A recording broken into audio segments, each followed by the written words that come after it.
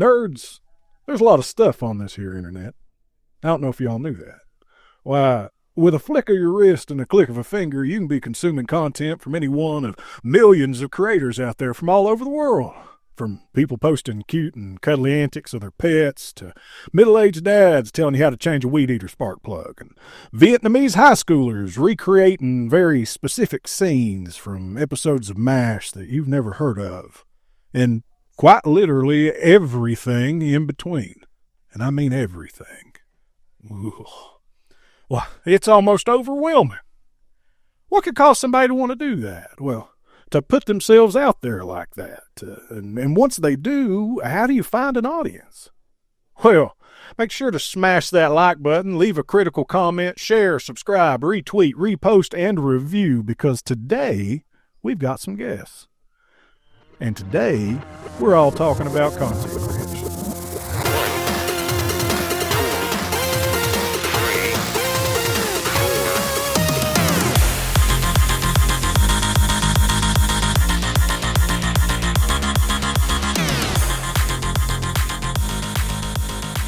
Howdy!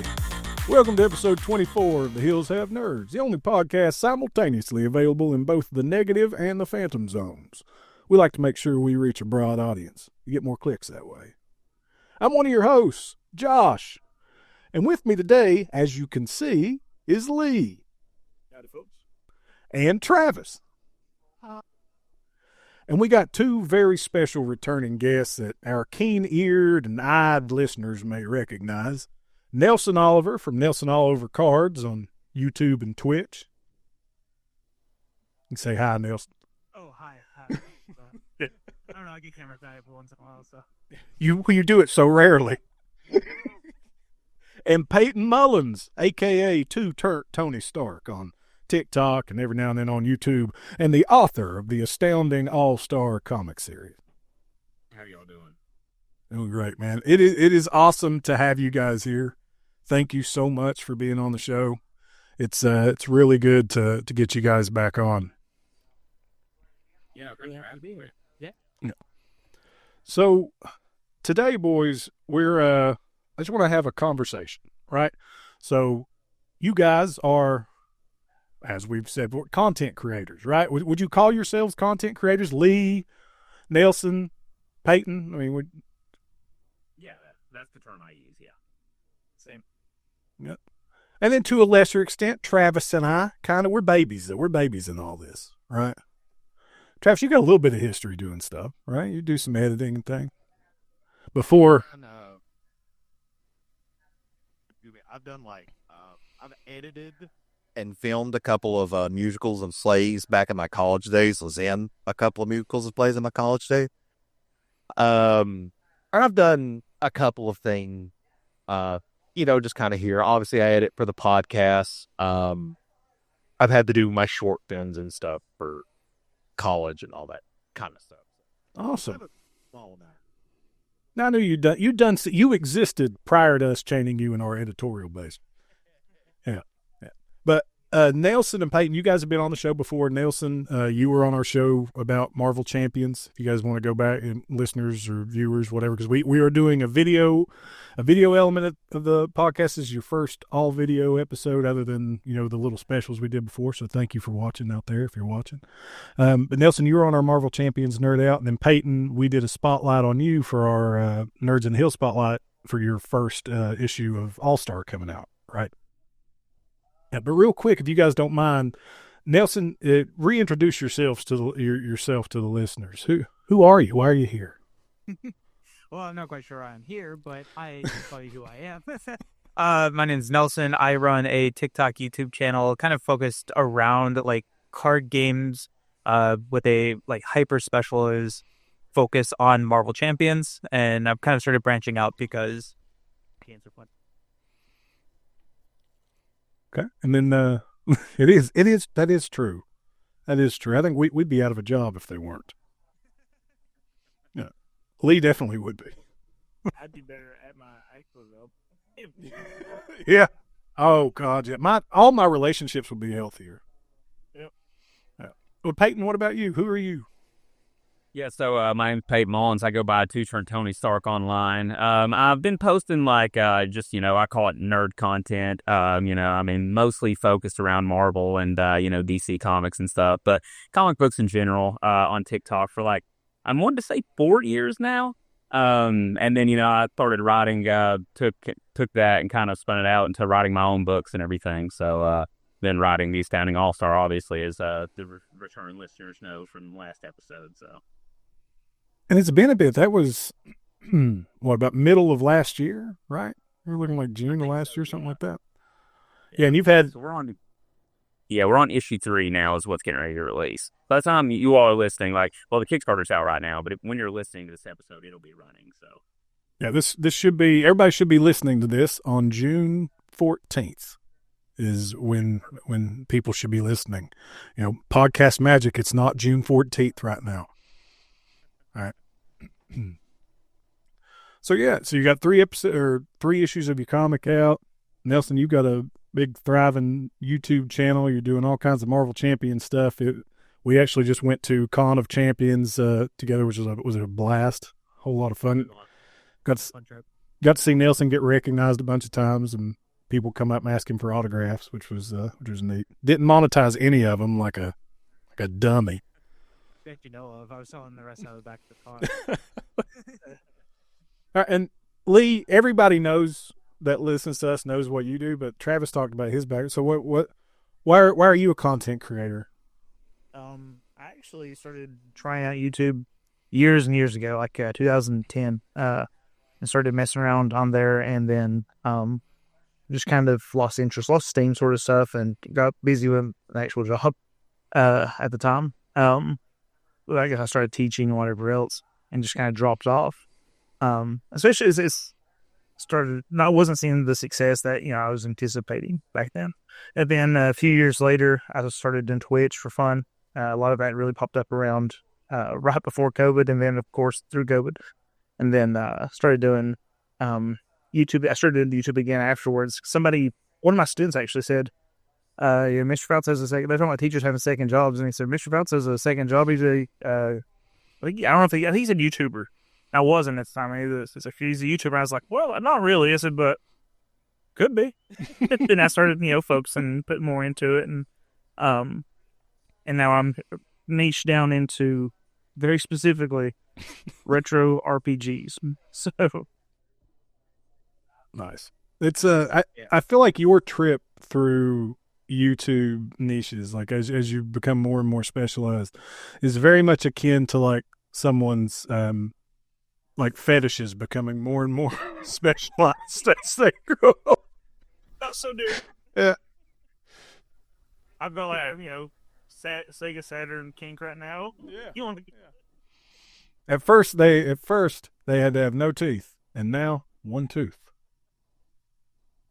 Yeah. All right, Peyton, you were about to say something.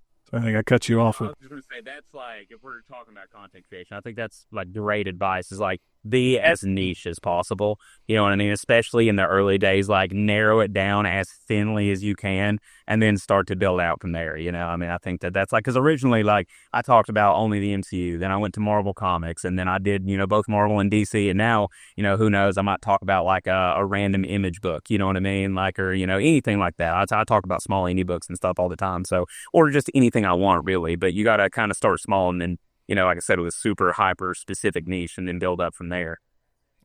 Yeah, my first podcast, we covered beer, board games, books, and bourbon. We just shotgun. It was a shotgun method. And glorious. It was the surface level for everything, which is not what people are typically looking for contents on. And so I started this other channel. I was like, I'm going to focus on one game and see how it goes. And exactly like you said, that is the key, is to start and then build from there. Don't try and do everything under the sun because it's not going to capture the audience that you want. Yeah. This is where I start sweating because we have a very broad podcast. Well, some of it is hard. It's fair because you start to see how many, even when you think you're niching down, it's there's so much more out there for that. Because I was retro video games, but I had 8 different types of content going on my channel, and I was like, well, no wonder. So I started focusing on one, and it started going better. So, well, So that brings us to kind of like a first little mention. And I feel like this is gonna be a very free form conversation. I hope it is. But when we talk about content creation, and when we've said that several times, what do we mean by that? Like, what does content creation mean to you guys? If you guys could take just a couple sentences and talk about what it means to you to be a content creator, to put yourselves out there like that, and like who are some of your favorites? The Hills of Nerds is really good. Yeah, that's the right answer. That's the right answer. I wish more people felt like you, Nelson. I don't agree. There's a lot of people. Yeah. What the hell, Travis? I think they're hot garbage. I think they're trash. You said we're hot. I like Yeah, I'll take hot. You're a silver lining guy, aren't you? I've been called much worse by much better people, Travis. Yeah. So what does content creation mean to you guys? Like what is creating being one who creates content mean to you? I mean, for me personally, I mean, I think it's combining entertainment with community.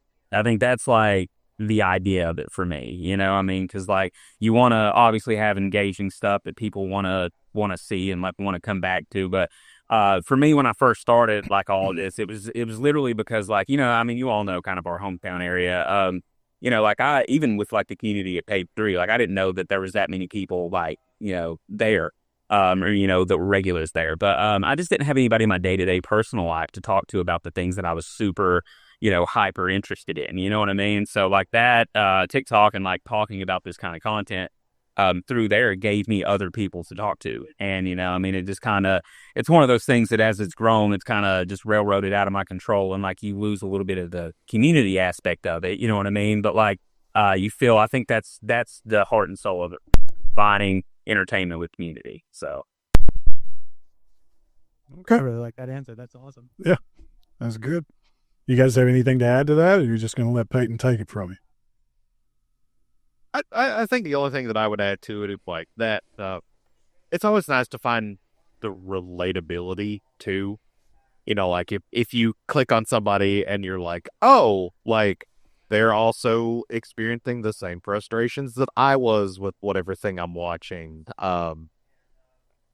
Or they're praising, you know, the thing. It's that relatability. It's that, oh, this is, you know, it feels like this content was catered towards me. Obviously not, but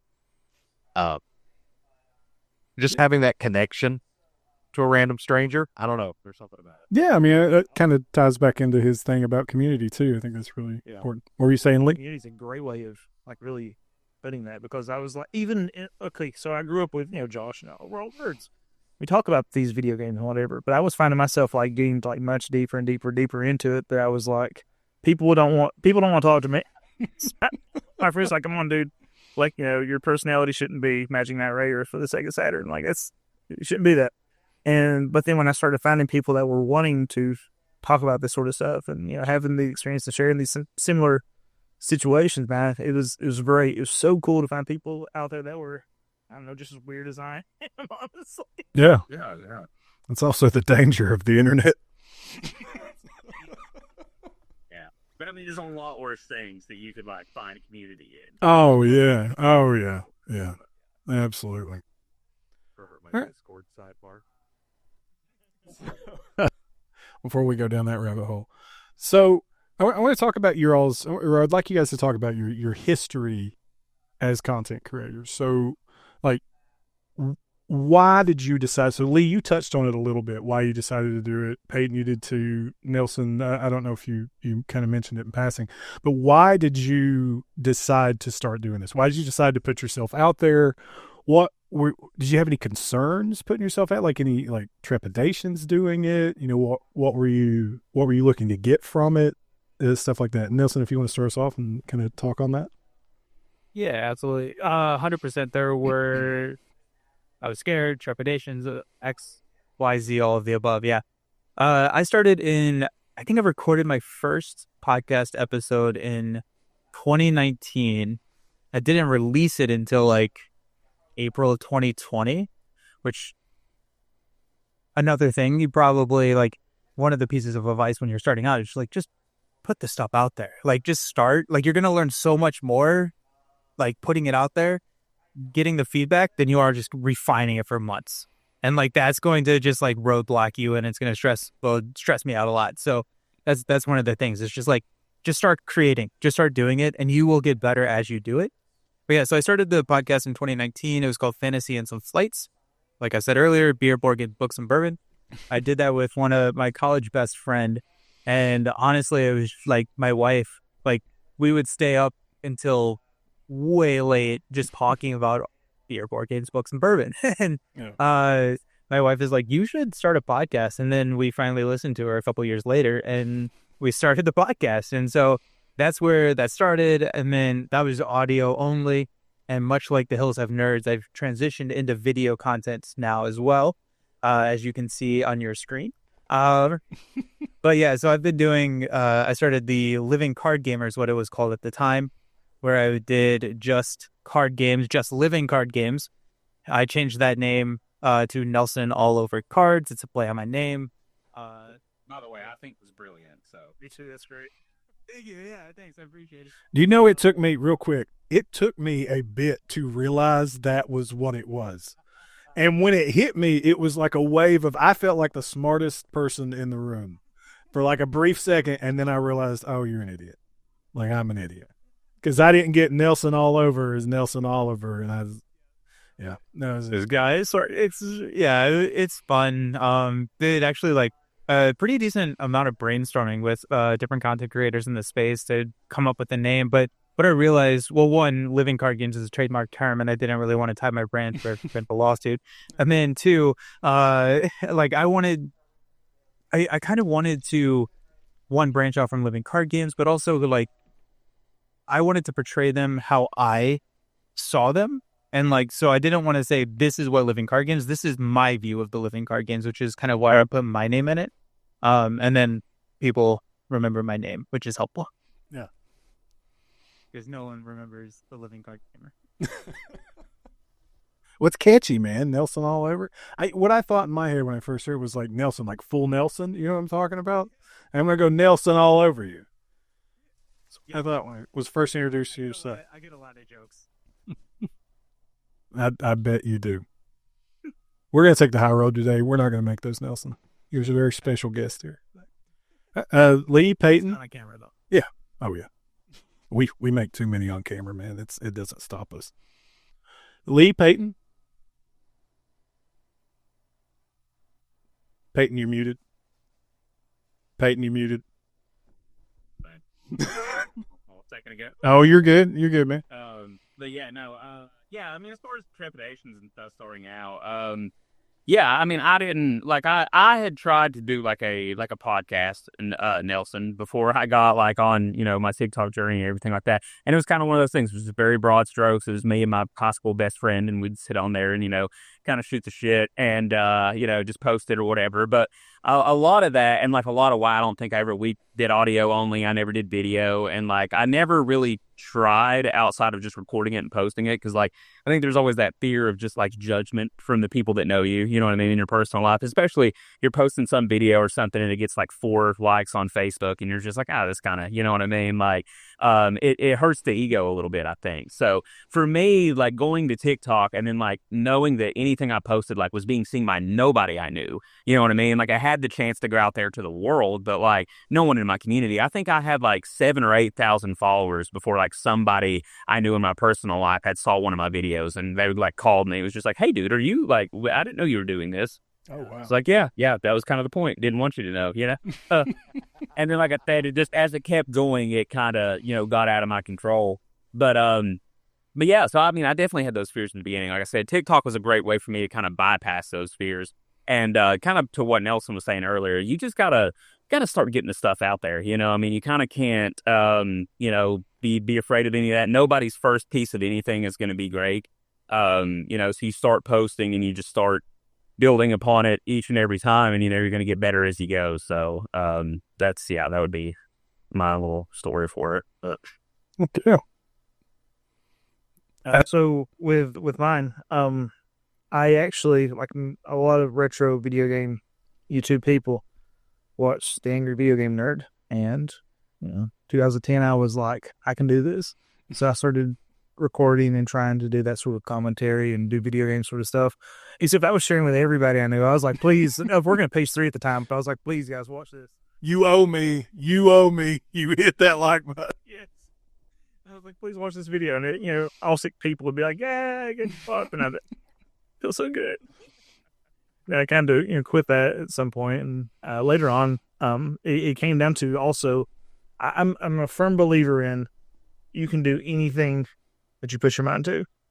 And I was like, I can become a YouTube partner. And I was like, I'm going to show my students, because I teach high school. I was like, I'm going to show my students that even an old man like Mr. Feltz can become a YouTube partner. That was the hardest thing I've ever done, but it happened. So, that's awesome. And that kind of, and I really try to encourage them with that. I'm like, now, like if they go, well, I'd like to do content creation. I've thought about this. Even if it's like they want to be musicians or whatever, I'm like, start now. Like you are leagues ahead of everybody else. If you'll just start your portfolio now. So trying to encourage them to put themselves out there. And of course, as high schoolers, the trepidation kicks in right now. I want people to know that stuff about me. Oh, yeah. Yeah, I think it's actually it might be getting worse for me. I'm a little concerned about, like, people being weird around me. There's some, like, I don't know if you guys have seen the whole Kentucky law change recently. Oh, yeah. That's a good thing. I meant to ask you about that. Yeah, I forgot about that. So I'm not contacting. Well, I actually had a student that was like, hey, would you try some art for me for YouTube? And now I'm like, sorry, buddy, I kicked him off. My bad, man. Yeah, sorry. You can't have, anybody that doesn't know, teachers or the Board of Education, every Board of Education has to establish clear lines of communication that can be recorded between faculty and students, which is it's probably a good idea, honestly. In the long run, it's a good idea. But I was like, well, what's that going to mean for Twitch and for YouTube? I don't think it's going to matter. So as long as I'm not like personally messaging anybody, it's be all right. Tricky because, like, I have, for the most part, my content's pretty squeaky clean, I should say. The raw stuff I say is probably on this podcast. Really? So, like, really? You 13 times. Really? Do you really believe that? What? Okay. All right. The raw stuff I say on. Okay. On you. Yeah, on YouTube. Yeah, I sure did.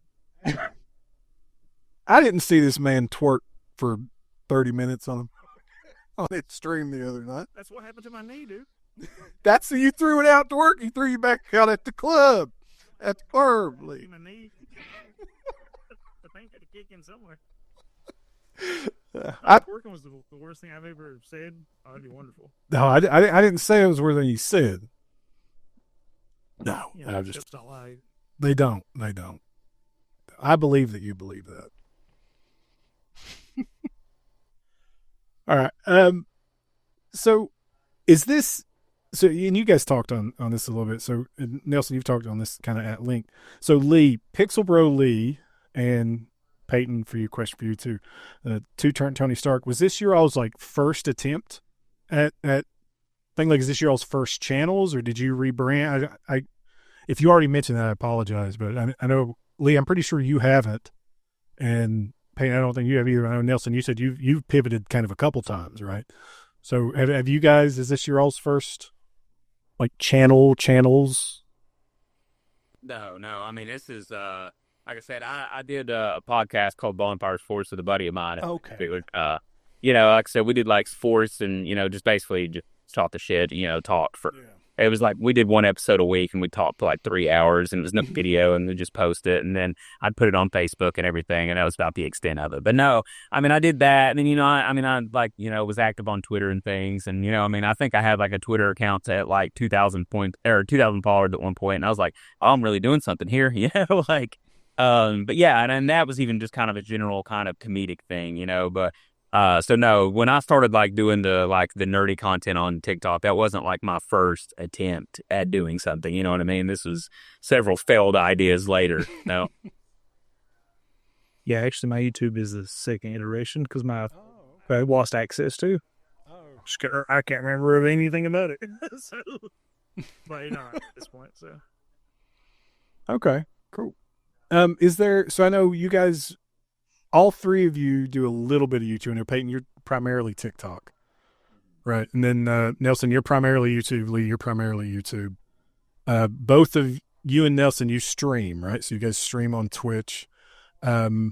What drew you guys to those platforms? And I think you've touched on it a little bit. So if you feel like you've already explained, you don't have to go too deep into it. What drew you guys to those platforms versus other platforms? Are there places you don't post your content? Like, how do you feel about posting everywhere versus like kind of targeting where you post your stuff?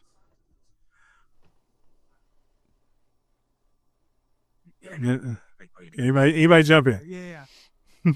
So when I started what is the current channel now, I actually don't even know if I had YouTube. I was only on Twitch. I was primarily and only doing live streams. And then I was like, why am I not just like downloading these videos and then putting them on YouTube? That came relatively quickly after the start of the channel. And so that started. And now I'm just dual streaming to both. And my primary like outlet is YouTube. I think that it is good to have content everywhere. However, content can be very specialized for the channels or for the platforms that it's on. So you have to be a little careful with that. And if you take what is successful on TikTok, it's not going to be as successful on, say, YouTube or Instagram, probably. Yeah. But yes. Yeah. And so like you can take things and like you'll see like people clip out videos for like their long form content and then they can post those as shorts. And that's kind of like a very basic example of like, if you upload an hour, I don't even know if you can upload an hour long video. I think it was kept at 20 minutes on TikTok, right? Yeah, recently they've done like an hour, but nobody does. You know what I mean? Yeah. Like that's you see. So I think I saw a 13-minute video the other day, and I was like, "This is the longest video I've ever gained traction on here." So that blew my mind. It was a Lilo and Stitch video, and it was like I was just like, "What the hell?" But yeah, 13 minutes is like forever on TikTok, you know? Right. And YouTube, they are like, you kind of want to be min 20 minutes, right? So it just kind of goes to show that the difference between the platforms, they're looking for different things. You feed the algorithm differently. And so like one of the very basic examples, you clip out your long form content to make like short form content for YouTube and stuff, or for TikTok and stuff like that. So you do have to be a little specialized for the different platforms, but if you can get it to anything, more exposure is always going to be better. You just have to be a little bit careful of what you are like posting to each one of those, because sometimes it's just not going to help grow that channel. As far as places I'm not posting, I've never really done Twitter. Twitter is abusing in a lot. I don't feel a hellscape, to be honest, but what I was going to say. And then, yeah, I used to do a lot of Instagram. Instagram was my primary outlet with the podcast. And then I have fallen off and I haven't been doing Instagram. That's more for like, just, I don't know. It stresses me out now for some reason because my brain's all jumbled and now that stresses me out. So I don't do it anymore. Right. Yeah, no, I respect that, honestly. I mean, and there's like I said, I mean, that's why my YouTube account I don't think is any larger. I don't really have time to make a different formatted content, at least right now, you know. I mean, because everything I shoot is vertical, and that really limits what you can do on YouTube. You post a long-form vertical video on YouTube, I mean, that nobody cares. You know what I mean? Like, nobody's going to watch that, and rightfully so. You know, I mean, that's not how anything's ever been done on there. Well, you can even see here, like one of these things is not like the others. But yeah, so I mean, that's the thing with it. It's like that's kind of what you're saying. Yes, I could not take the time. I already have the content. Why might as well post it on YouTube? Sure, I guess that's one idea. But also, I don't have the time or the care to kind of fruitlessly post content that I know won't work on another app. If that makes sense, you know. Yeah. That's actually a lesson I had to learn myself. Because I was trying to post everywhere. I was posting on Facebook. I was posting on Instagram. I was posting on TikTok. I posted on YouTube. I was taking YouTube stuff and making it into shorts. And I mean, that's really, and I tried TikTok with that. and it just did nothing, man. It was like dead in the water. And so I was like, well, it wouldn't take that much longer just to cut these into shorts or whatever and post them in different places. But then what I found out was it was taking a long time, take a lot of, and the mental energy to go, I need to do that because I don't want to do that. I'm not enjoying doing that, but I got to do it. But when I stopped, I could focus on YouTube a little more. And, they really helped me out with that sort of stuff. So, and as far as places I don't go, Twitter is part of it as well. Like, I don't know, man. I don't get it. So, yeah. An interesting topic to also bring up, like, you talking about like making the shorts, especially because shorts have taken such a particular style that you see them made in the exact same way and they all do numbers. Like there's no, it's snappy edit, it's PNG cutouts of images, unless you're just scrolling a background on something. And the worst of it, and I've had to do this in the editing process, is the subtitling, because subtitling sucks. Yeah, I was going to say, like, that's something I discovered quickly is like what I'm doing for long form really can't be cut the same way that you're doing for TikTok, man. I mean, it's like, you have to be so intentional with that. And I was not being. And so it was, what it reminded me of is like, there's people, and I'm not meaning to step on toes for anybody that's listened to the podcast, but you guys know, if you take a Twitch VOD and you upload it to YouTube and just let it sit, it's not going to do anything. That is going to just die there. So, if people, like, for some reason, there's this mentality, people think that unless you are a huge YouTuber or a huge Twitch streamer, and usually even big Twitch streamers, they don't get jack with those VODs, man. It's like, so that was kind of like, I felt like what I was trying to do with turning long form into short form was like kind of the similar idea of just upload a VOD and maybe it'll do something. It's just not intentional. Right, yeah. Yeah, it's even like, I've seen a lot of like, because I do a lot of like comic book recaps. I'll kind of redo a story, but like it's a completely different game on YouTube. Like, because like me putting my face to it, like I do in TikTok, like, which I think is great for familiarity and again, the whole community aspect. On YouTube Shorts, that's a huge no-no. They don't want you, like, you're not supposed to be in it at all. People do these recap stories and it's just, it'll show the comic panel, it have the text on the screen and, has like a lot of times they don't even really talk. It's like an AI voiceover.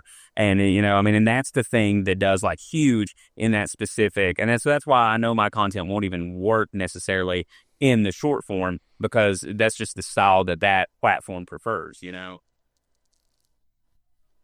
That's super interesting. I don't even think we mentioned this, but Payton, you do this full time, right? Like this is your job. Yes. Yeah. Right. Okay. And then Lee and Nelson, you guys aren't full time, right? Okay. And so I just wanted I to. like to eat, so I can't see. I like having a house. Are you suggesting Payton doesn't eat? So what? Are you suggesting Payton doesn't eat? No, he's probably eating good. He's a tons. I do eat. I promise that. But he's eating good in that. My content does not support my eating habits. So what of that? Right. That's the actual biggest mood I've ever heard. I'm just sitting here like, as you guys are like doling out this, oh, you can't do this, you can't, people aren't going to watch this. I'm just checking boxes of things that the Hills Have Nerds that. Like we. Point of the episode, we're going to post it. Well, no, I'm sure as hell not now because everything's just, oh, let me tell you what the Hills Have Nerds does wrong, and it's every. Get us together and have a podcast in the world. Yeah. Dude, the numbers we do, I'm happy with. I didn't think anybody was ever going to listen. When our episodes hit triple digit downloads across like the audio stuff, blew my mind. Like for what little bit of actual output or networking or whatever we do, like my whole goal with this, when I asked these guys to come be on this dumbass show with me, and they gratefully or graciously obliged. Thankfully they did, because if it was just going to be me talking, nobody wants to hear that. Was just to sit down, talk about nerdy stuff that we all like you guys said, the conversations that you're having already, maybe somebody wants to listen to those, and maybe they're halfway interesting. And we hit pretty broad topics here, but to me, a little bit of that's kind of the allure to me, and what we do is, we hit what we want to talk about. I'm not trying to like reel in an audience or try to. Our niche is nerddom, like just nerddom, broad spectrum nerddom, right? Because the entirety of it is this beautiful kaleidoscope of personalities and intricacies, and delves into the weird minds of creators and the inventiveness of people in these communities. And that is what attracts me to it. It's not that, I love Sailor Moon, so I only want to talk about Sailor Moon, or I love Marvel Champions, so I only want to talk about Marvel Champions. It's, nerds are multifaceted for the most part. I like Lord of the Rings. I got dragons. I got Captain America. I got Cthulhu all over my stuff, right? Like, we all love a bunch of different stuff, and that's what we try to encompass here, And is that going to cast a broad net, probably turn some people away? Maybe. It might. But we have fun with it. Like, I like great value purified drinking water. I'm multifaceted like that. You just wanted to add something in. Yeah. I think that one of the things that's really important if you are looking to get into content creation is it has to be something that you will enjoy doing, because that will definitely come across contents. And so you were like, there's this niche about, like, I had an idea for a podcast of like, why do things fail? Like, why do bridges collapse? And I was like, I don't think I'm that passionate about it. I think that I would want to listen to it. I'm like, all right. I'm like, I'm not going to do that, because like, I think people, even if you're able to act, people will know that it's just not what you're passionate about, and people are not going to connect with that. Because one of the things on most of these channels, maybe not, the faceless AI story recaps, but people do like to connect with each other. 100%. So I think that's really important, to show that you are actually passionate about the thing you are creating content about. And so, like, I think this is a very valid, like, approach to podcasting as well. I was not ever trying to say that it wasn't. No, I know what you meant, you asshole. I know what you're saying. You're better than me, Nelson. I know you are. I spent 5 days in a hotel room. You're better than me, okay? I get it. I seen your hum. I'm trash. I know I'm trash.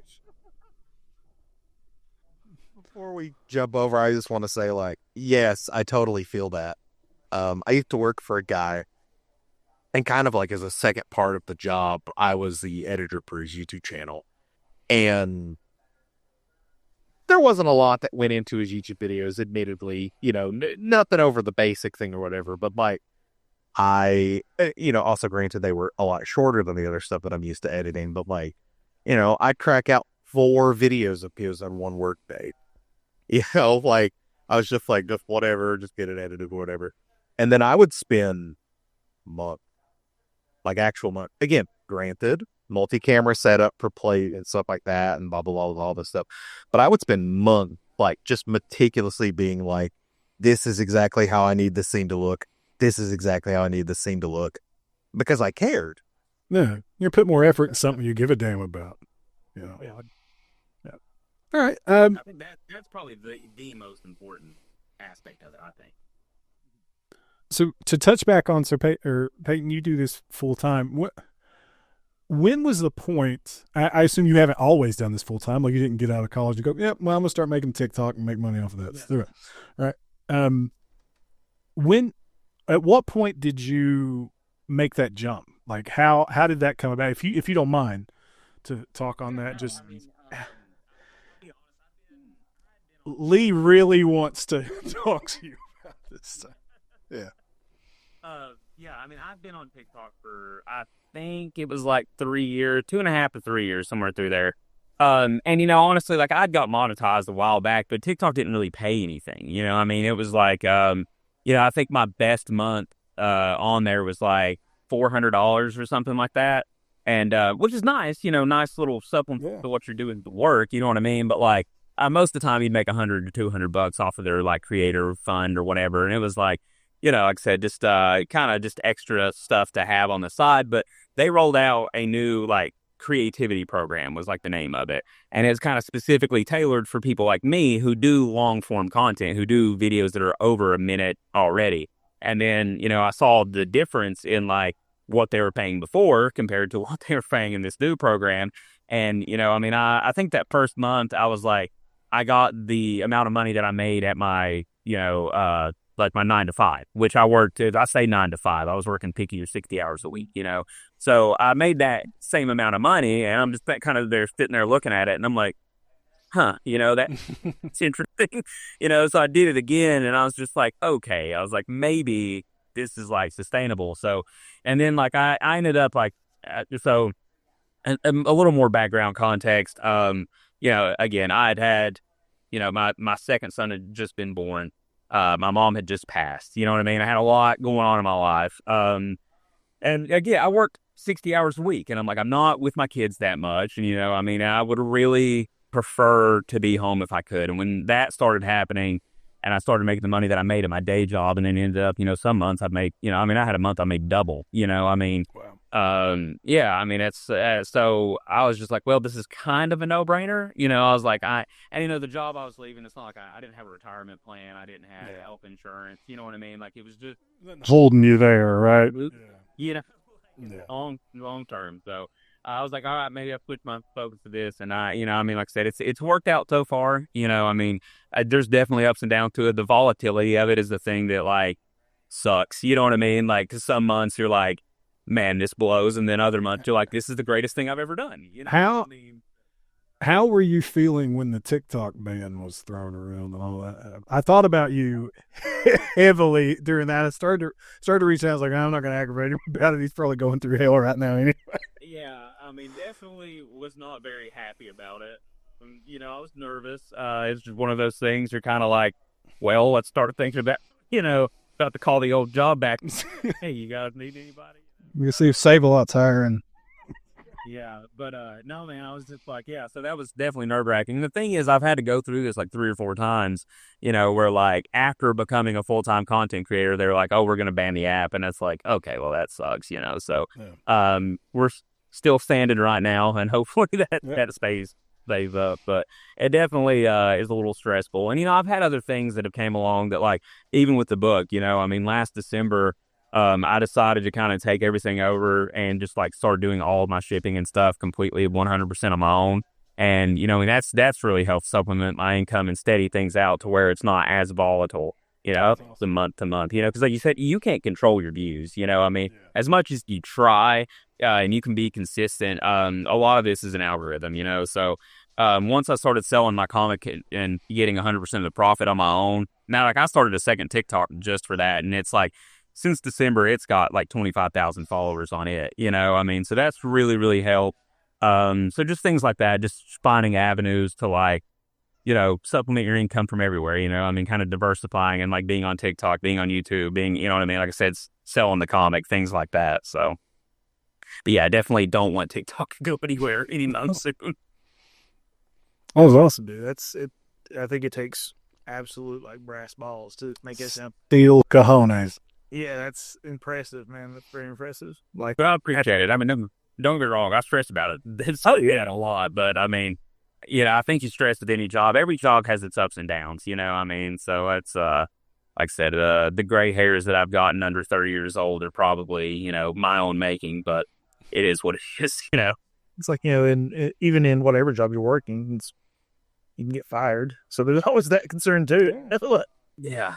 Yeah, man. There's a great clip. It's actually Jim Carrey. He's giving like a commencement speech at a graduation, but he talks about his dad, and his dad was just like, really, really funny guy, and he swears could have been like this great comedian, but he didn't do it because he wanted to do the safe thing, and so he worked as an accountant, and he said he worked that job for 12 years and then got fired, and his family was like, struggling. They didn't have any money, and he said.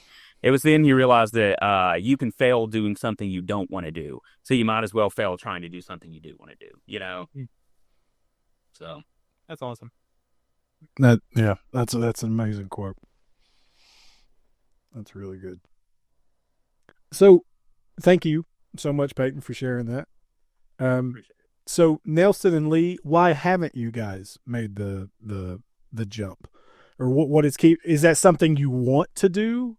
Potentially, or is it not the goal, or what, if you don't mind to talk on that? And remember, we're not live, so we can edit any of this out if we stray down a path you guys feel uncomfortable speaking on. It's all going in. It's all going in. All gonna be there. Wait for my gotcha moment. So I did leave my normal 9 to 5. So I don't have like a 9 to 5 that I go into. I left that in 22 that was more of I need to leave this job and then we'll see what happens. And then this kind of happened. And so like it's supplementary, but then I would say that I don't do anything full time. I do a lot of little things part time. And so like I do like a lot of supplementary income things. And so I don't necessarily know if I would want any one of those things to become my full time, just because I get a lot of joy of doing a lot of different things. And so, no, I don't think it's necessarily the goal for now. Caveat.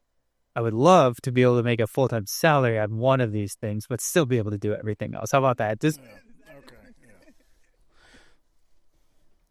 I love teaching. I absolutely still love it. I've been teaching for 15 years now. Retirement's actually 27 years. I got 12 to go. I was like, if this works out, I'm just gonna keep doing it. That way I'll have retirement. So I was like, it'd be really hard to give that up, dude. I don't think there is. It would have to be an unreal amount of money for me to be like, I'm not going to do this anymore. Or first of all, too, I'm scared. Like, commend you. It's like the volatility is terrifying. So it's like, if I could have like my retirement, maybe I'm an old man and people still want to talk about old RPGs at that point. Maybe we'll see. But I also, again, really love my job. I love my students in particular. So it's like, I don't think I can do it in the summer. I can be like, I need a break. But it's like to just leave teaching and leave that sort of mentorship with my students. I don't think I can do it right now. But there is an amount of money that would make you not care about you. What are we looking at? Let's see. Guys, Lee has memberships on YouTube. Listeners, go over and subscribe. What can we do to make Lee abandon these children? No. It would have to be an unreal amount. I mean, like, really, like, unrealistic, so. We're calling like you, man. By the way, I wish we had more people that cared about teaching like you do. So I commend you for that. So I love it, dude. It's fantastic, and just like, and that's the thing is like when I started making the YouTube account, I was like, I want my students to know, it's like, if your old fart teacher can do this, you can do this. Come on now. Well, a lot of this stuff boils down. I don't mean to like be derivative off of what you said, Lee, but a lot of this stuff that you do on your channel, it's still teaching, right? Like, you're lecturing, but you're teaching about these things you're passionate about. And I would throw that out there for all of you guys, is that Nelson, you do a ton of like playthroughs and how to plays and, the old heroes, new tricks you do for Marvel Champions and the unboxing, like talking about that stuff. But still, like, all of this is kind of teaching a little bit of it, with the lecturing aspect to it. I think there is a very much it is analogous, right? That there is this similar aspect to it. And I think that's why you're good at it, Lee, for what it's worth, because you're passionate about that stuff. Well, that was something I considered at one point. I was like, maybe I should do YouTube. I'm like teaching something. And then I was like, I actually was fortunate enough to have a friend that was like, no, don't do that. Yeah, he would wear you out. It's like, I think about that too. It's like, when I come home from school, I don't want to sit and do homework for my kids. Yeah, I do it, but I don't want to do it because it's like, chefs don't want to come home and cook, I imagine. It's like, I'm done with school for the day, dude. Check out. There's a YouTuber I listen to who used that exact same quote of like, chefs don't want to come home and make themselves a 5-star meal. They're going to warm themselves up a hungry man and go on, Yeah, I don't want to turn on the camera and teach again in the evening. I'm good. Yeah, exactly. So I've seen chef's favorite meal was PB&J. Yeah. Yeah. Right. Absolutely. So I want to talk about gauging success, right? I feel like, as an outsider who knows very little about all of this, anybody that has listened to the podcast or watched how I promote the podcast understands I know jack shit about any of this. I have no clue what I'm doing.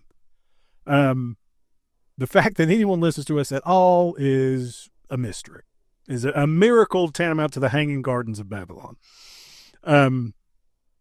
but I want to talk about like success. Like, do you guys view your channels as successful? Do you feel as though you are successful? And Lee, I kind of want to put the brunt of this on you, because I know your channel has just recently hit a big upsurge. Like you have like 1,300, like almost 13,000% increased your listenership in like the last year or something like that, by an astronomical number. All right. Yeah, like since February, it's been a lot compared to what it was. I have a question I want to tack on to Josh's thing, which is because I was just thinking about this quote. In addition to that, how do you feel about the quote, "You're only as good as your last video"? That's a hard reality, I think. I kind of feel like, I don't know, knee-jerk reaction. My poor knee. Is that, I think that's true. I mean, it's like if you put out crap, like if I put out a bad video, I feel bad about it. I'm like, well, dang on, man, what can I do better next time? But regarding feeling successful, I feel like my channel, is a success. And I have a few, I think, maybe funny things to point out, like when I felt successful. When I got my partnership, I was like, yes, when I got a partner on YouTube, I was like showing everybody, people that don't even know anything, like people that know YouTube, but it's like other teachers. I'm like, look, my YouTube partner, 25 cents, but I'm not a YouTuber. So I felt really successful about that. When I was, I think this is kind of a funny one. Somebody at Walmart recognized me, and I was like, woo! Like, I watch your YouTube, and I didn't know who it was, and I was like, that's awesome, man, thank you so much. Felt really cool about that. It's just some other dude in Pikeville, Kentucky was like, hey, and I was like, hey, dude, thank you so much. I had a wristband on. I was like, dude, you want a wristband? You want the shirt? You want my shirt? I got my shoes. What size are you? I was like, I will not sign your chest. What? But I was so excited about that. And then making a little bit of money, of course, made me feel successful about it too. When I started seeing like a little, like even like the quarter or whatever. Back when I was doing YouTube back in 2010, you actually had to be a partner to make money. It was like I made $25 on what I had done. No. You've been doing this for a long time. I was like, yeah. You reported that to the IRS as well. I never got the payout. You had to have $100 threshold for payout. Just dangling it in front of you. Yeah. And then finally, a point where I felt successful, and I feel like it's successful, is when somebody commented, I look forward to this every week, or I look forward to your next upload. And I was like, yes, somebody wants to watch it. It's exciting. This might be the most uplifting fucking episode we've ever done. Just say it. Didn't use your money on drugs. All right, which one of you guys like does something real bad? No. So, but yeah. But Lee, so if you don't mind, can you talk about like this surge that your channel's been seeing, like where you were at and where you're at now, like? Because we talk about it a lot in the chat, and we always congratulate you on stuff, because I genuinely feel like you deserve all of this. As much time and effort as you have put in, you deserve to see this success. And thank you to anybody listening now that listens and watches Lee's stuff, and thank you so much. But can you talk, like, how did you feel when that happened? Because it's been a huge. It's a big thing, man. This is not a gradual thing that's happened to you. This is really quick. And is there any like worry there? Oh, of course.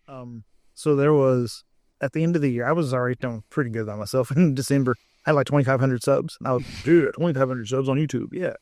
And then February, I had a video, like I think the highest views I ever had on a video was like 7K. Fortunately, there's people that had like less subscribers that were getting like 40 and 50K on videos, and I was like, what the heck is going on?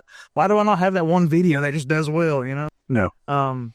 But I think the highest view count was like 7K or something on YouTube, which I was also stoked about. I was like, yes, 7K, look, I got a 7K video on YouTube. But in February, I had a video start doing better, because somebody was like, my buddy that helped me out with editing or whatever, he was like, dude, you got to do longer content. We were talking about that earlier.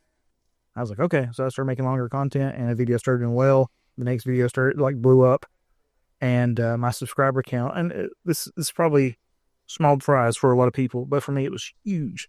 So from the beginning of the year, I guess like the rollover of the year, I think I had 2,500 subs. My goal, I think Social Blade or whatever said I would have 3,500 by December 2025. Now, what is Social Blade? Ugh. Social, it's like projections sort of metrics. Okay. For YouTube. And I was like 3,500. I was like, I can probably do 5K. It's like that's doubling my sub count, but we'll see. I can probably do 5K. And recently, I think I just hit 13,500. Yeah. It kind of swung up, and then each video after, I found my people, and that was so cool because like the comments were like, "Dude, I'm so glad the algorithm brought us together." And I was like, "Oh my God, my old man, I love you all." I was going to say this. Now, correlation is not always causation, right? However, your channel didn't blow up until the Hills Have Nerds started doing YouTube. That's all I'm saying. I'm just throwing it out there. All right? So I'm just saying, not saying it's 100% and that's what's happening. I'm just, it's worth talking about. People are talking about it, Lee. Everybody's talking about it. Yeah, a lot of people are talking about it. A lot of smart people, strong men come up to me, cry, and they say, So what Josh is saying is that he's responsible for your success. Your portion of the share. I didn't say that. I didn't. Now, if people are saying that, Travis, I've heard it. I've heard it a lot. Smart people, strong men. Strong men, smart, strong men. Come to me. So, but yeah, man, I mean, congratulations on all that success. And it's been great because like I thought the end cap was like, if I can hit like 25K on a video, I'll be like, yeah, I'm right. Now, do you ever think like, if only I'd done this shit 10 years ago?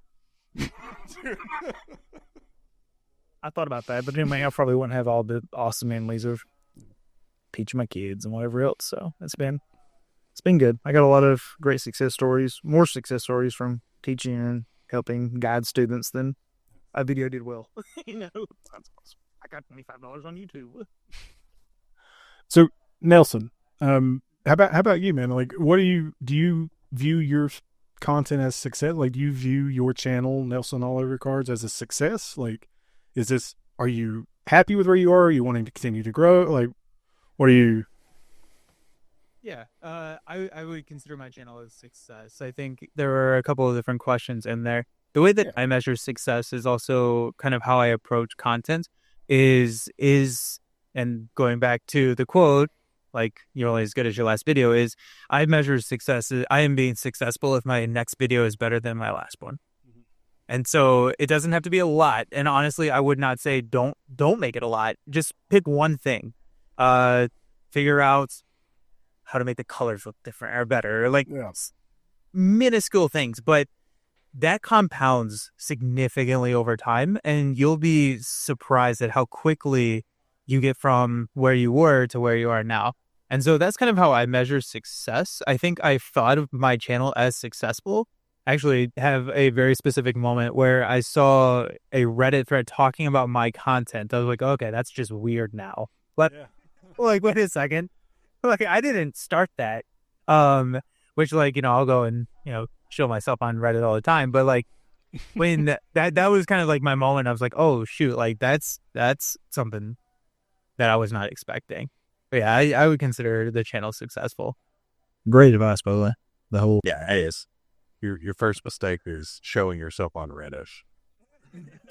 Yeah. On the Marvel Champions LCG subreddit specifically. Yeah, which is always a bastion of calm, rational thought and dialogue. But I have probably seen you on there because it pops up in my, like, you visited it once, and I'm like, oh, okay. No, I love you, Chan. As someone who saw your content before I met you, because I was consuming a ton of Marvel Champions content. And then when Nathan said, oh, hey, Nelson All Over is coming down to the store, I looked at Nathan and said, why? Why? Why is this YouTuber coming down? And Nathan was like, well, I just asked him to, and he said, okay. So it's like, all right. I guess you could just do that. I don't know. I know you just do that. So I've emailed Scarlett Johansson 17 times. And I think this one's going to be the one, right? Yeah, we just Can we get Vin Diesel? It's 100% of the shots you don't take. exactly, Peyton. But yeah, Get Vin Diesel. to come down and play some D&D with us, yeah, we'll just keep emailing until it happens. No, I just need him to come on the show, and I just want him the entire time of the show to just say, "I am Groot." Later at the bottom. Did you know he's the voice of Groot in the movie? I did not know that. That's hilarious. Yeah, Vin Diesel voices Groot in the MCU movie. Yep, Bradley Cooper's Rocket Raccoon. Yeah. It's neat. I knew that one, yeah.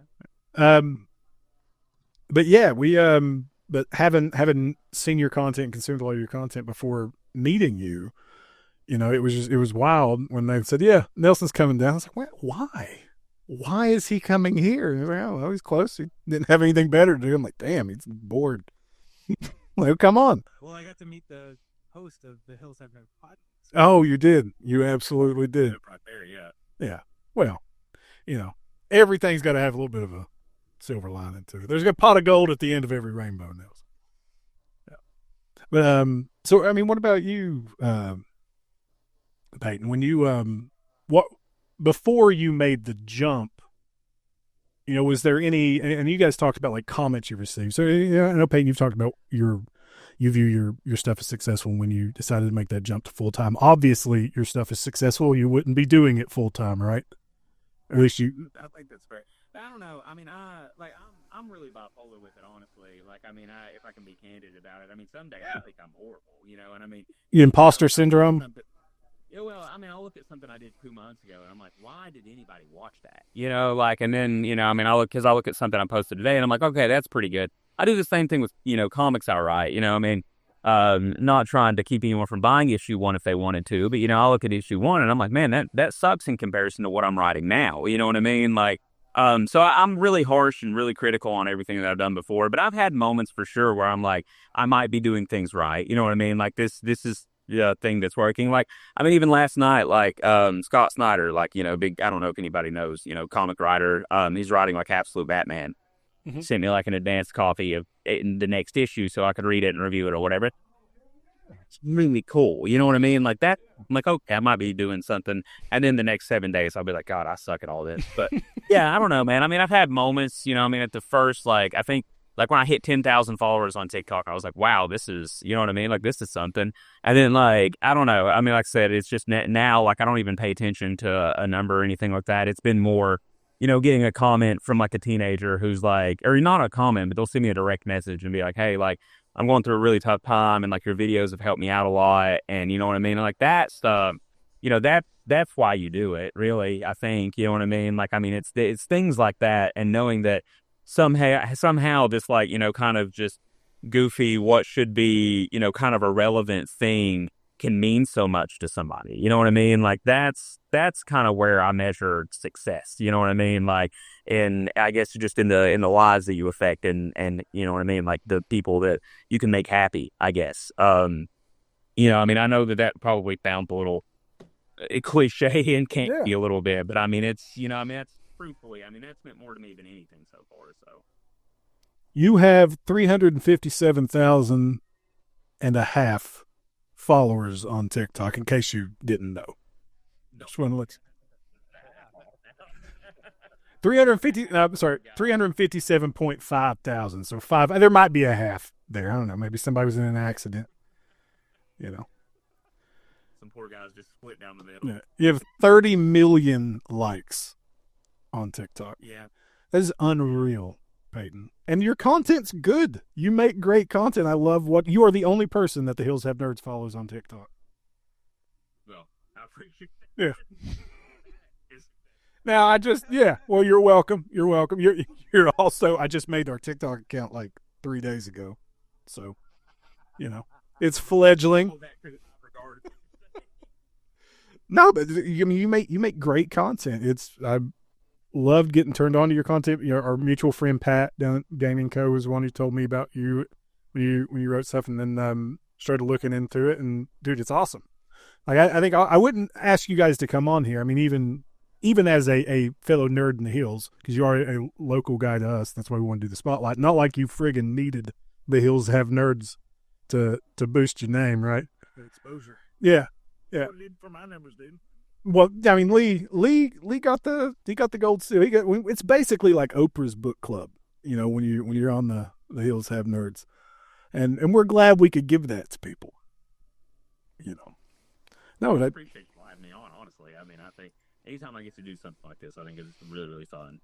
Anytime, man. Anytime we want to do a deep dive in history of Marvel or what was Human Torch? What?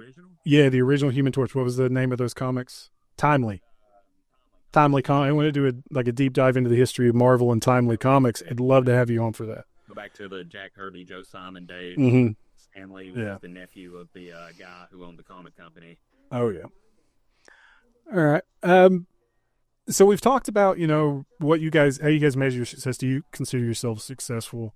I think you guys are. So I'd like to get more into, and I think this would be a fun path to go down. Is what is your guys' process for creating things? Like what metrics do you look at? How do you measure your metrics? Or what do you use to measure metrics to decide whether something is worth your time to create and put out there? Or, and once you put something out there, what is your goal for that? Like, what are you looking at metrics wise? And I'm an idiot. I'm an idiot when it comes to this. I'm a caveman I use the term metrics. I don't really know what metrics means, right? I look at our YouTube thing and it's like, you have had 6 people watch this today. I'm like, well, great. That's awesome. We've done great. But I don't really know how to break any of that stuff down.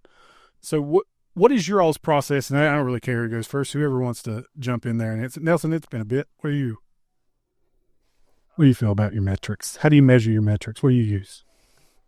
I would say that I do a lot less metric tracking than I used to. Okay. That just kind of got into the unfun part of it for me.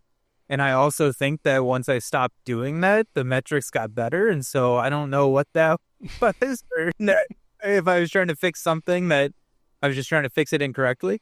The things that I kind of look at when I'm creating content is how much are people getting out of that content, and could I better use that time for something else? I think is kind of the main, like, where I'm thinking about this content. Like, there are things on the channel that I have done in the past, and it takes me just like way more time to do than any of my other videos, and then they get like less views. That's a very easy thing to be like, okay, well, I'm just not going to do that, right? Like, that's not benefiting anybody. Well, it's benefiting people, but it's not benefiting the viewers as much as some of my other videos, and it's taking me 3 times as long to make the video. It's like, okay, that's an easy cut. Like, let's just cut that out. Yeah. And so I think that's kind of like the easy answer. But when you like start diving down into it, and this is very, very YouTube centric at this point, when I'm looking at metrics, the main thing that I'm looking at is retention. How long are people actually watching the video, and how many people are shown the video and click on that video? So your click-through rate, right? Yeah, the click-through rate, the CTR. Yeah. And so that's what YouTube, that is their thing. If you are not watching video after video after video of somebody's content, they're like, well, we're just not going to show this person. Yeah, this person must suck. You've only watched 3 hours of them. Peyton, is there something akin to that for TikTok? Like, is there like a click-through rate, or how many people stopped? I assume there's people watched an average of X amount of this thing or something like that. It's what time and watch percentage. So how much of your video did they watch? And then like how much did that equate to actual time? So obviously if it's a 1-minute video, the watch percentage needs to be better than if it was like a 3-minute video, things like that. But yeah, honestly, I'm kind of in the same boat as Nelson.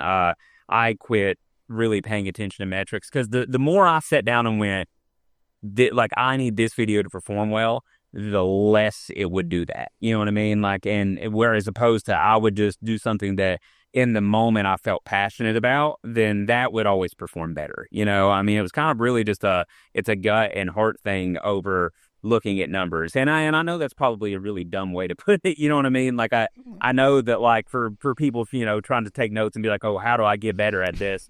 I mean, that's just kind of what I've always found. You know what I mean? It's like when I tried to make something happen, it would always bomb. And I'd spend more time at it And you know what I mean? Like, and I would just sit there afterwards and just be like, God, this is miserable. You know, why did I just spend 5 hours of my life getting this video together and it's only done this, you know? And then I just kind of make something off the cuff and just be like, I'd get done reading a story and like be like moved to tears by it almost and just be like, well, I want to share this with the world. And then I just, you know, I'd make a video on it and, you know, throw it together as fast as I could, put it out, and it ended up getting millions and millions of views. You know what I mean? Like, and it seemed to always kind of be the case. I was just like, don't even worry about that stuff, you know? So that's kind of my take on the whole metrics situation. But I think I do want to piggyback off that to say that I think metrics are important.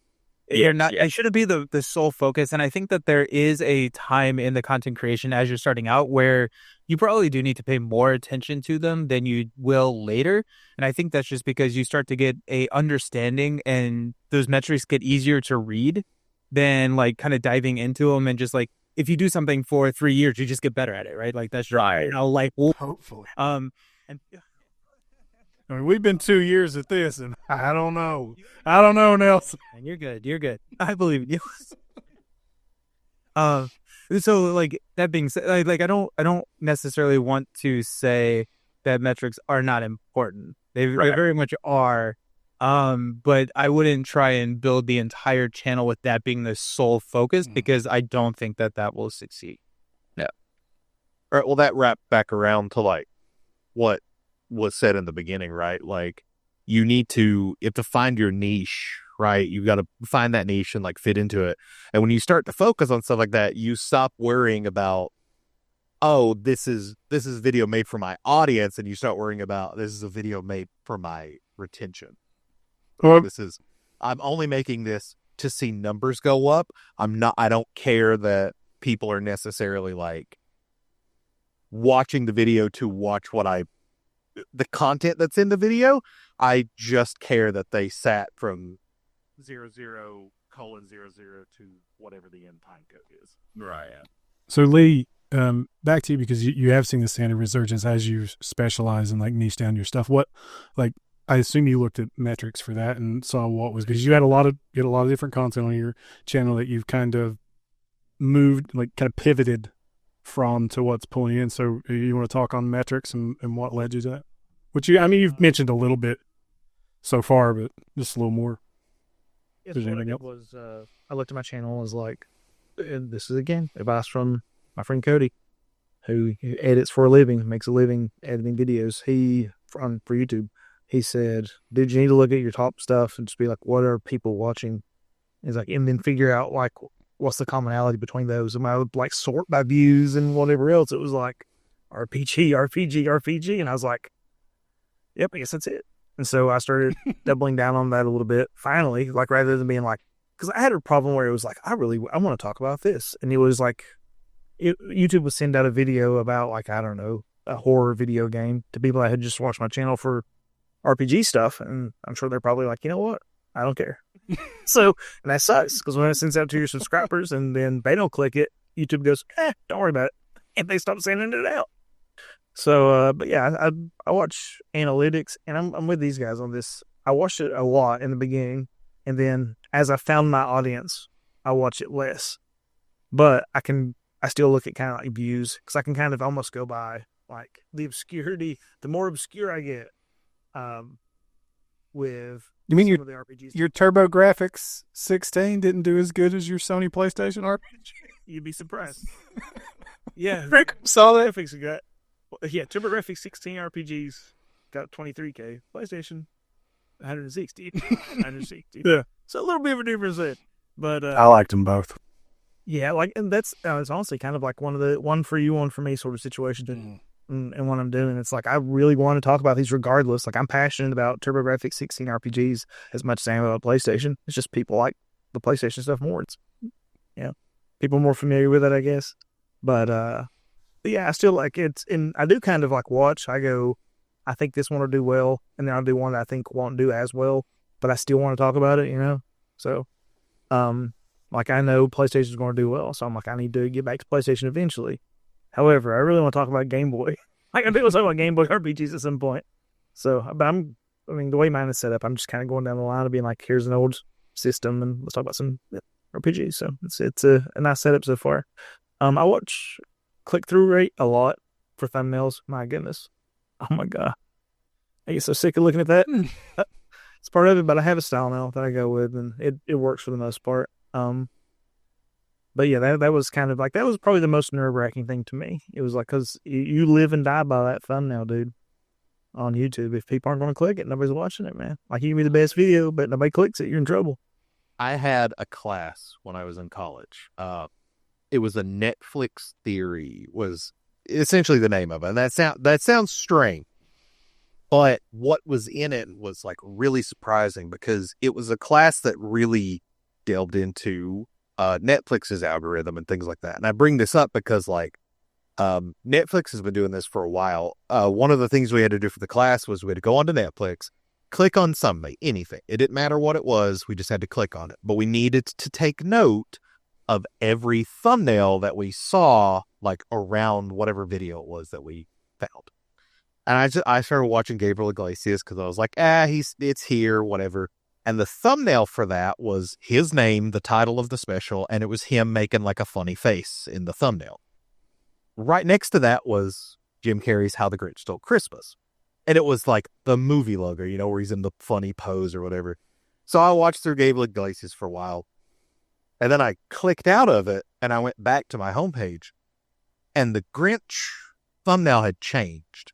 And it was now the Grinch. It was the name of the movie, him straight in the center, making a funny face. Because Netflix from that one click was like, oh, this is what he likes. This is what he wants to click on. So let's change the thumbnails to make these look more appealing to him. And the more I clicked, the more it like started to change. So Friggin' brilliant. What a consumerist hellscape we live in. This was back in like 2017. No, 2018. This was back in 2018. Yeah. Well, that's any platform's job, man, is to keep you on there as long as possible. Yeah. Yep. It's an attention economy. So, Yeah. YouTube now allows you to do like A/B tests for your thumbnails and everything, which is really cool. You can upload up to 3, and then after, I don't know, a certain number of days, it'll just put in like the one that's the most successful. And it's a little impressive how like the big of a discrepancy you can have between like thumbnail A and B. Like it's like that. YouTube has started doing that algorithm thing. Like, cause I've noticed thumbnails change for me all the time on some, multiple videos, stuff like that. I think they're starting to do it with titles of videos now too. Cause I've seen the video go up, I'm going to call on Game Theory here because I know they do it a lot. But like I'll notice the Game Theory video go up and it'll be this thumbnail and this video title, and I'll watch it, and then I'll come back like 3 days later. It's completely different thumbnail, completely different title. Okay. Oh yeah, that's probably him do it. Yeah. They go, that didn't work, change it. yeah. They didn't get to X amount of views or X click through. Let's swap that around. And then with a different title and a different thumbnail, kind of looks like a different video, right? Yeah. I mean, you guys. The frustration I have with the thumbnail test, dude, because I use that like crazy. Like I'm pumping out 3 thumbnails every time to see what happens. I wish it would give you the actual click through rate rather than retention, because it gives you watch time share. Like I was just checking that on my latest video actually, and it was like it tells you what percentage. Like if they click on this thumbnail, they watch this amount of the video. I mean, good information. I wish it would give you click-through rate too. Like, I want to know which one people are clicking on too. So, Peyton, is there anything akin to that on TikTok, like or is it just kind of a swipe through and it comes up because there's not? Timing is more important on TikTok. I don't know how crucial it is on YouTube, but like there is no thumbnail really. Like you can have like set it to where when you go to look at your page, but it's not like people scrolling the For You page. Like they don't get a thumbnail before the video plays, right? So that aspect of it's not there, but. When you post is really what's more important. You know what I mean? Like, so, for example, I mean, I can post something at 7 a.m. I mean, it won't even get 500 views, I mean, but if I post at 5 p.m., I mean, it's liable to do what, my normal videos could do. It could go anywhere from 10,000 to hundreds of thousands to millions, So that's a really important thing with TikTok is just like when the post goes out. And a lot of that, you know, you can base that off of back to analytics and metrics and stuff. You know, you kind of want to pay attention to your following and what time they're most active online and things like that. So that can kind of help because if the people who like your stuff consistently, you know, are online when you post the video, TikTok kind of takes that first hour and says, okay, you know, X amount of people liked, commented, or shared this video in this number of views. Let's push it out to the next bubble of people, you know? So that's kind of how a video continues to grow on TikTok. You know, I mean, say the first hour you get 200 views, as long as the metrics are positive, you'll go out to 1,000 people and then to 10,000, you know what I mean? Like, and it keeps ballooning like that. So that's the most like important thing with TikTok, I would say. Okay, that's super interesting, and that's why I really was happy that all three of you were able to make this, is because we have 3 different areas of creation shown in nerddom. So we have Lee with his retro game, we got Nelson with the board card game side of it, and then you with the comic side of it, but then also you coming from TikTok and these guys coming from YouTube, Twitch, that type of thing. And I really wanted to see I wanted our listeners to hear what the difference from that is, because I mean, you guys know better than anybody I know. So that's super interesting. And you talk to us about taxes at some point. I don't know. Also, LLC, create a business. Right. They also it it bounces around to that whole thing of like, you know, they're 2 different platforms, but like YouTube tackles things as a recommended. You know, you have a recommended page, you go there, you have people you're subscribed to, people you're not subscribed to, and you have all of these, like, even if it's small, you have view count. You can see the view count on the video before you clicked it. And that can influence people. Whereas TikTok, you have a For You page. It's just whatever scrolls across your page is, you know, did you interact with the last video? No. Okay, well, what were like the main key points of that last video? Okay, well, we won't show them any more of like these non-comparable tags. And we'll put something else on the For You page. And it, you know, it's doing that algorithmically. You know, before you swipe, it picked your video. That's a good question. Do you guys use tags, Nelson, Lee, Payton? Do you guys use tags in your stuff? I use the same 3 tags because it's just automatically uploaded. It's like Marvel Champions, games, and board games or something. Even if it's not a Champions video, it's in there. That's what the FBO, right? That's your FBO. Yeah, right. So like on my main account, you know, my big one, I use tags that are relevant to specifically whatever the video is about, you know. So if it's, you know, Black Panther, you know, I'll use like Black Panther, T'Challa, like you know, Wakanda, things like that. But what's interesting is like here recently I started that second account where I, you know, mostly just talk about writing and like, you know, a lot of things I'll break down like here recently I did like a video on the original Lilo and Stitch movie. And, you know, I talked about the theming in it, you know what I mean? And like, you know, kind of broke that down. And I'll really kind of do like more lecture style videos about writing and, you know, creative writing and things like that. But in those videos on that account, all I do is post the exact same hashtags on everything. So it's like, you know, I'll put like my stuff, my original hashtag, the Astounding All-Star Comics, and then I'll put like indie comics, comic books, superheroes, things like that. And I did all, yeah, and like I said, I do it automatically at every video. I did it on a Lilo and Stitch video, and it has like 600,000 views. You know what I mean? Like, so it's like, apparently it doesn't matter as much, you know what I mean? Or maybe you're better off just repeating the tags now. That's one thing I will say. TikTok's algorithm has changed quite severely in the last 6 months, I'd say. So that's something that I'm even picking up on, you know what I mean, just from one account to another. I use video games, retro video games, RPGs in every video for tags. And then where I'm talking about like 8 to 10 games, I usually put the name of each game in the tag. That way, if somebody searches for that game, maybe it'll show up. No, but that's really about it. All right, cool. Well, we're nearing kind of the end of this. We typically go for about 90 minutes. You guys are familiar with the format, which is probably why we don't get a ton of views, right? We're long form, you know? But, so I'd like to end on kind of a brevity note. I think this has been a fun conversation. Thank you guys so much for being here for it. And like I said, I think our listeners are going to dig this a lot. But I want to talk about feedback.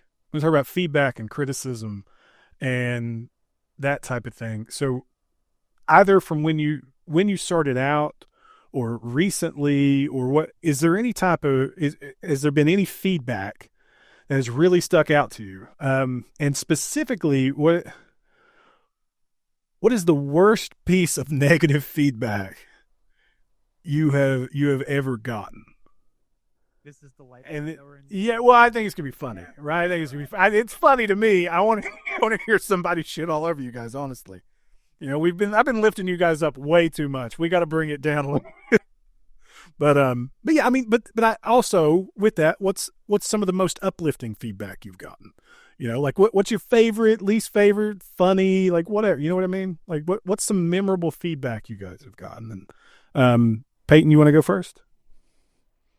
Sure. Yeah. I mean, comments like this, like today, I got one, on a video that is like, bro has the best comb over in the game. You know what I mean? Like, and it's just, he ones like, nah, like crack me up. You know what I mean? Like, so those are like the ones that I think, cause like when people are in there talking about like whatever the video is about, they don't stand out that much. You know what I mean? Like, obviously it's always nice to somebody give their opinion on the context, but when somebody comments directly about your appearance, that, you know what I mean? Like in some kind of funny way. And then like, as far as the negative ones, I had one dude who was like just a D1 hater there for a while. He is. And just be like, this guy has no idea. Like, he would try and say that I was wrong about something, and like, I was absolutely 100% correct. Just factually go and like pull up the issue I was talking about. On the internet? Peyton, what? Yeah. Someone? He kept calling me a normie. And I was just like, I was getting really pickled about it because he was doing it day after day there for a little while. I kind of miss him a bit. Well, you heard it. If you're out there, we're going to post this on Craigslist Misconnections. If you're out there, Peyton misses you, whatever your name was, Blood Ninja 67. I don't remember, but that was just so funny to me. He was so adamant that I was wrong, while he was blatantly wrong, and then was like on the normie. Oh, I love that, dude. Oh man, I was just like, wow, that's impressive. That's fantastic. Sure that you are correct and how right you are. It's insane, dude. Some of these people.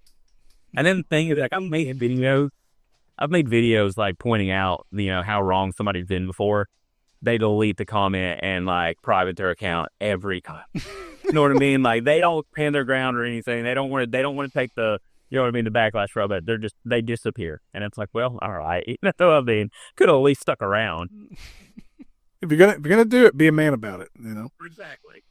I get a lot of content on like all my social platforms, and like every video is the same thing. It's the video comes up and it's somebody debunking the original video, and then they'll post another video and they're like, guess what, private comment, then I got blocked by them. And it's like, yeah, I've been down this we've done this do-si-do. So what about you, Nelson? I think one of the things, especially if you're trying to get into content creation, one of the things that is important to know is that you will remember the negative comments a lot more. At least I do, right? Like, those are the ones that stick with me and like, I don't know what the percentage of negative comments is normal, but like, it's just like, whenever you get one, it's like, that was, dumb, like whatever it is, it's like, that sticks with you. And I forgot who it was. Actually, no, I do remember. Couldn't stick with you too much, I guess. Oh, you do remember? Okay. No. It was actually one of the Survivor players from last year. He started doing some content. He goes, whenever you're thinking about what people are saying about you, name them. And if you can't name them, it doesn't matter. Okay. I was like, I really like that, because it's like, what matters is the people that you can actually connect with and that right? A lot of people are going to be commenting malicious things because it's malicious. That's what they enjoy doing. And vicious, hateful, sexual shit. That's what they do. And it's hard to say, don't let it bother you, because it will. I don't know if I have one that like sticks out to me as like the worst that I've ever received. It's just like, I've had it ruin my day before. And like, I mean, like, you just get these comments. It's like, well, no, I'm the worst person. Like, and so like, try as much as you can to not let that affect you. If it's valid criticism, those are my favorite comments to receive. is when they're attacking maybe the content or the idea rather than you as the person. I think that's important. And you can learn from those. I think that those are really important. But yeah, like Payton was saying, it's fun to get comments on like appearance. Like I've lost some weight, and so hearing like comments about that is like really fun and endearing. Then also like I really like it when this is very, very, very niche to what I do, right? Like when I build like a deck, the way that I like to build these decks is like not necessarily the most powerful. I like to build like these crazy weird combos, and when people really resonate with that, that's where I'm like, heck yeah, let's go. That's what I really enjoy. Fellow rogue deck player, I feel you. Yeah, heck yeah. What are you like? So I pulled up my hidden comments right now. I have a particularly good one. By all means, we can go through this. Like I've no qualms naming and shaming people. Let's let them know. I want to hear it. This one's pretty good. It says, it's written in French, but it's English. Why? Unbelievable. I'm not able to get what you say. Don't do that again, you piece of SAKT. Because I said the translation, I guess, like, you two can't translate very well. But I was like, okay, that's funny. Don't do that again, you piece of shit.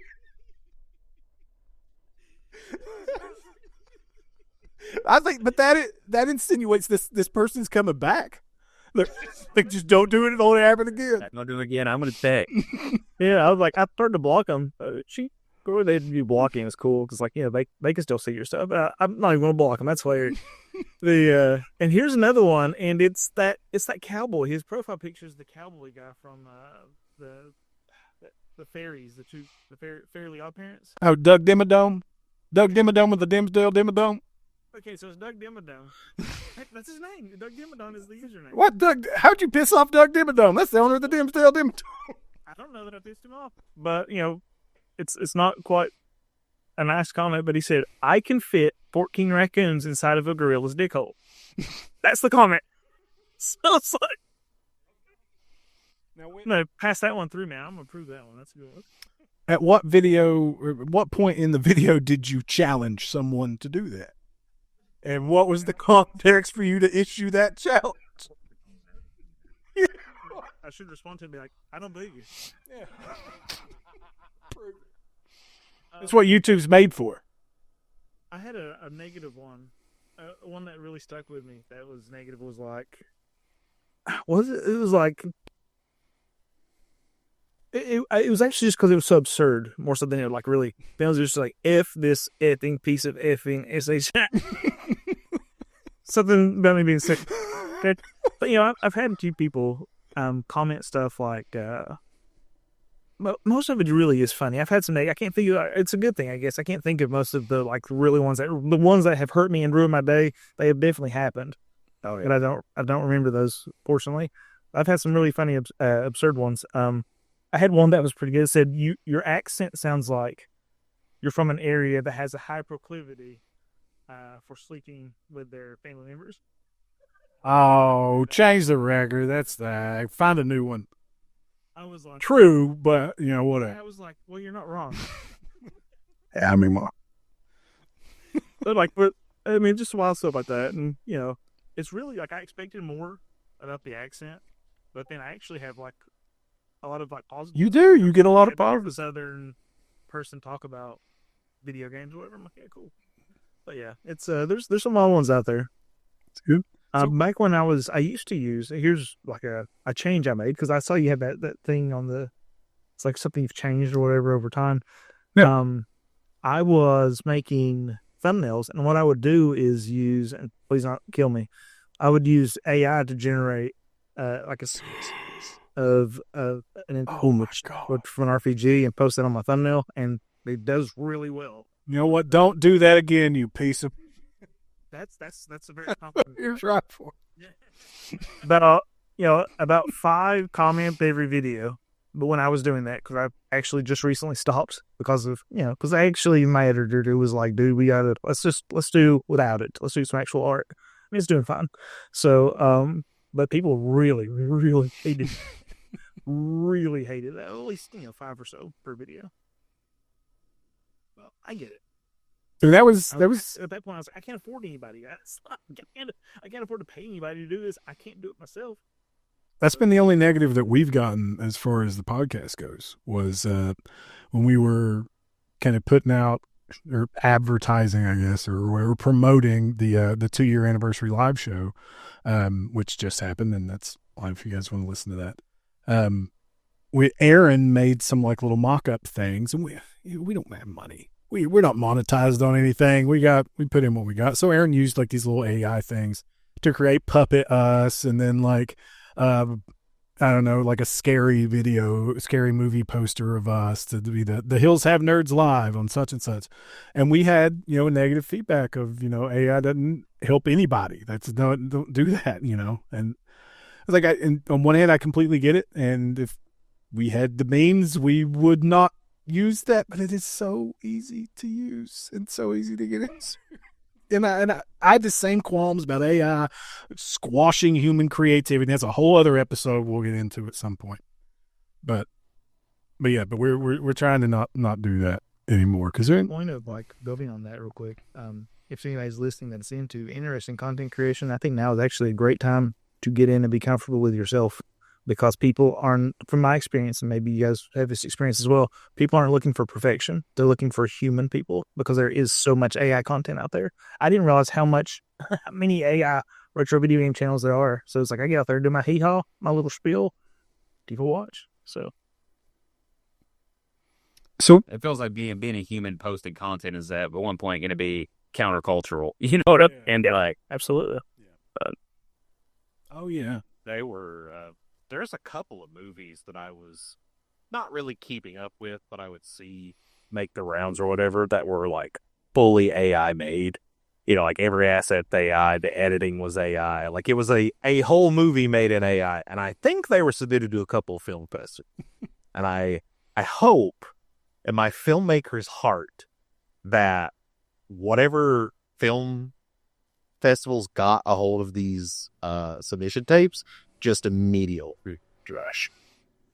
I wouldn't be surprised if that's what happened. I mean, I don't think like film festivals would not be like, I think money is the reason like studios would be interested in using AI. You know what I mean? Like huge studios, you know what I mean? But like film festivals don't seem like the place to me for that. You know what I mean? Like they're still very, human creation first kind of thing. So I'm hoping that's what happened anyway. But yeah. All right, before we get too deep down the AI rabbit hole, because that is a whole other episode that we would like to do at some point, is just, AI versus human creativity and stuff, which is a very real issue in the circles that we all create and live and work and play in. So we talked about negative feedback. I want to hear, we're going to go out on this, a positive piece of feedback that you guys got that really sticks with you. Like and there's got to be something, right? Like, do you feel, has anyone ever told you changed my life, or you walked me off that bridge, or my father no longer hits me because we watched one of your videos together? Something like that, something meaningful, something lightweight. My mother returns my calls. My sister got off the streets, put the pipe down, all because of Nelson. That's about as lightweight as Little Mac fighting Mike Tyson. So Nelson, who did you help turn their life around and get off the streets? I don't know if I have a good answer for this. I don't know if I have something that sticks out. Like I think like in a more general sense. Yeah, that's fine. I've had people reach out via email, and I always feel like that's, I don't know, for whatever reason, like the transition off platform for communication just feels more personal. And I've had people like take time to actually like write emails and be like, thank you for what you do. And I think just like that is not necessarily the message. It's like the form of delivery of the message, like just kind of hit a little bit different for whatever reason. Somebody took the time out of their day to send you the email of like, hey, you helped me. Yeah. And then like I guess like another, like I love local board game stores. And so I had a local board game store reach out to me, saying that like they enjoyed the content. They played a lot of Marvel Champions, and then they sent me a lot of the promos for me to like give out to the community, which was like pretty cool. Just as kind of like a thank you for like what you do. I was like, oh, that's awesome. Like, so that was cool. Well, you, Lee. I've had a lot of people that are, hold on now. My Q button was typing on my notepad. I had a lot of people, like it's my demographic is 25 to 45, like 40%, 25 to 35, 40%, 35 to 45. People in that age range talk about, oh, I forgot about this game. I used to play this with my brother, my mom, my dad, that sort of stuff. Thank you for bringing this sort of stuff up. Thank you for talking about this sort of game. I also had a lot of thank you for painting this game that everybody thinks is negative in a positive light.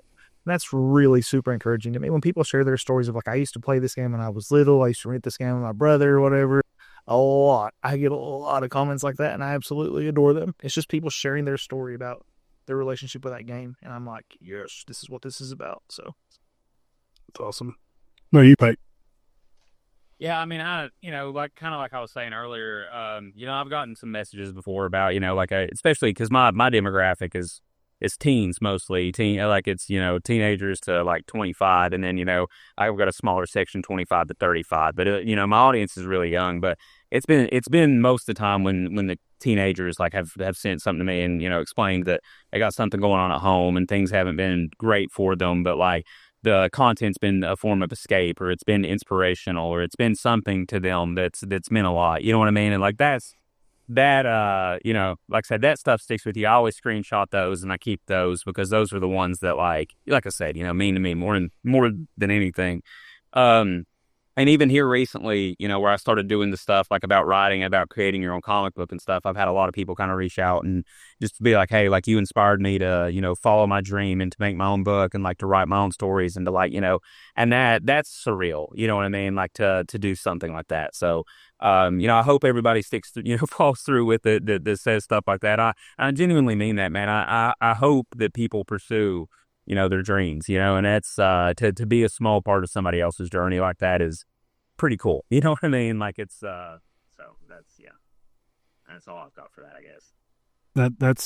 That's really good. And I think it's a good point to kind of end it on. And I want to thank you all for being part of all of our journeys as nerds and this for doing what you guys do and putting yourself out there, you make a lot of people real happy. I love you guys' content, and I know we got a lot of listeners that like watching you guys and dealing with it. So thank you guys so much for being on. You guys for taking your time. Lee's kind of contractually obligated to be here, but Nelson, Payton, thank you so much. Thanks for having us. Yeah. Yeah, thank you so much. It's been awesome. So, Nelson, where can the people find you if they want to go check out, like, one more plug of your stuff? Yeah, YouTube or Twitch at NelsonAllOverCards. Yeah, that's going to be, all this is going to be in the show notes and the description for this if you guys want to go check out Nelson. He's got a lot of great content. And then, Payton, how about you?